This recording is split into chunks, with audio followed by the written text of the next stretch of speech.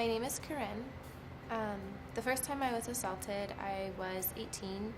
I was freshman at college. It was my first semester. I tried to put up a fight, and I tried to struggle, but I felt as though if I just laid there and went along with it, that it would end sooner and I could just get away and go and find my friends. It took me a really long time to talk about this experience. I didn't talk about it for years. And it was also really hard because there was a girl who at the same time, like a week earlier, who had been raped, and she had come out about it, and she was so shamed by our peers, and our administration did nothing to support her that she dropped out of school.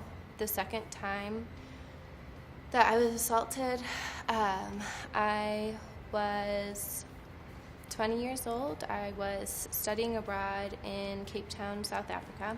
There's often this idea that when you're a woman traveling alone or when you're a woman in a foreign country that you should always have a man with you because of safety reasons. It's important to remember that rapists aren't monsters hiding in shadows in an alleyway. They're everyone. It's hard to admit that rapists are our coworkers, our family members, our friends. As I was starting to come out as queer to myself, was when my second rape happened, and I wasn't really ready to come out to anyone else. I didn't know if I was queer because I had been raped, or if I had always been queer, or what the correlation was, if there was any. And I also feared that people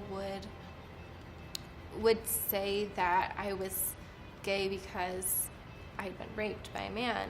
It took me over a year to understand my identity and to come out to my friends and family.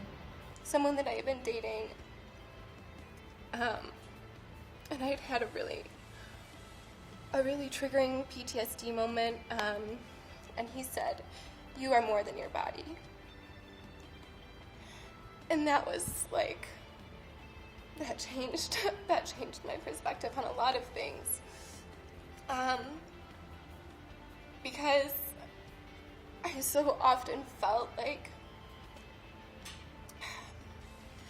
my body was all that I had to offer to the world, because that's what it had been used for by my perpetrators. And so that was really a pivotal moment for me.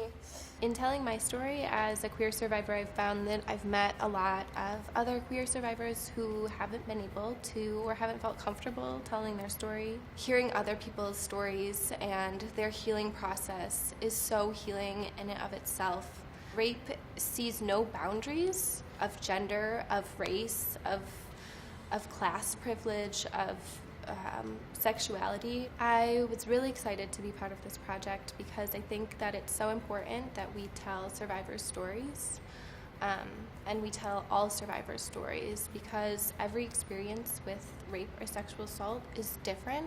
If I can do anything through telling my story, I hope that I can reach another survivor and just let you know that we are here, and when you're ready, we're here to support you and to uplift you and to love you.